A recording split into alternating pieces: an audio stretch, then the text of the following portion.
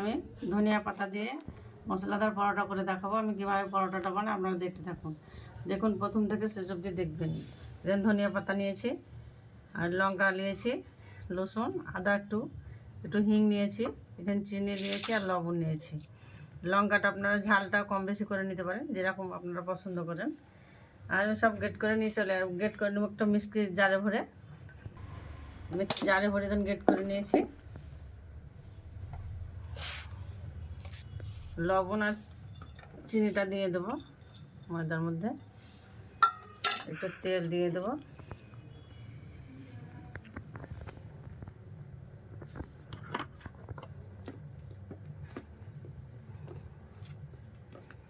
এটা অল্প অল্প করে দেবো, মাখিয়ে নেব, বেলে নেব।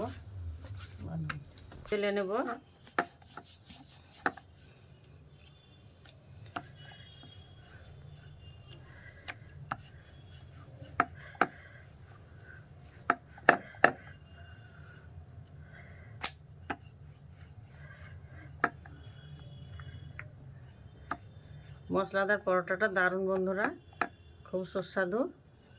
শীতের সন্ধ্যায় একবার হলে বাড়িতে বানিয়ে খাবেন, দেখবেন খুবই ভালো লাগবে। মুখরোচক পরোটা।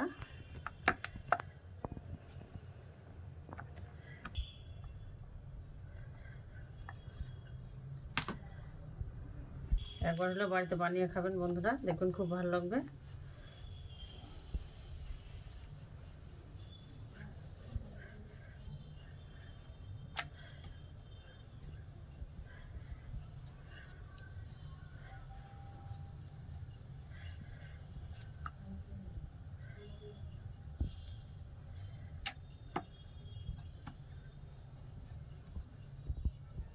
এভাবে সবগুলো বেলে নেব, সেঁকে দেব পরোটাগুলো। দেখুন দেখতে কত ভালো লাগছে, একদম সবুজ পরোটাটা। বাড়িতে একবার হলে বানিয়ে খাবেন, দেখবেন খুবই ভালো লাগবে।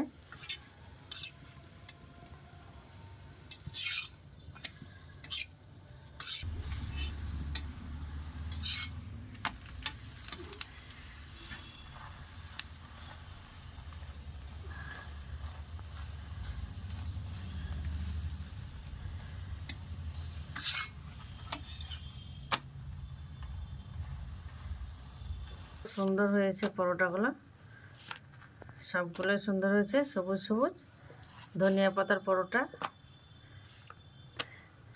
এভাবে একবার হলে বানিয়ে খাবেন বাড়িতে, দেখবেন খুবই ভালো লাগবে। কত সুন্দর হয়েছে পরোটাগুলো বন্ধুরা। একটা আমার চ্যানেলকে যদি আপনাদের ভালো লেগে থাকে, আমার রান্না করা, আপনারা একটু সাবস্ক্রাইব, একটু ছোট্ট একটা লাইক করে দেবেন বন্ধুরা। ধন্যবাদ।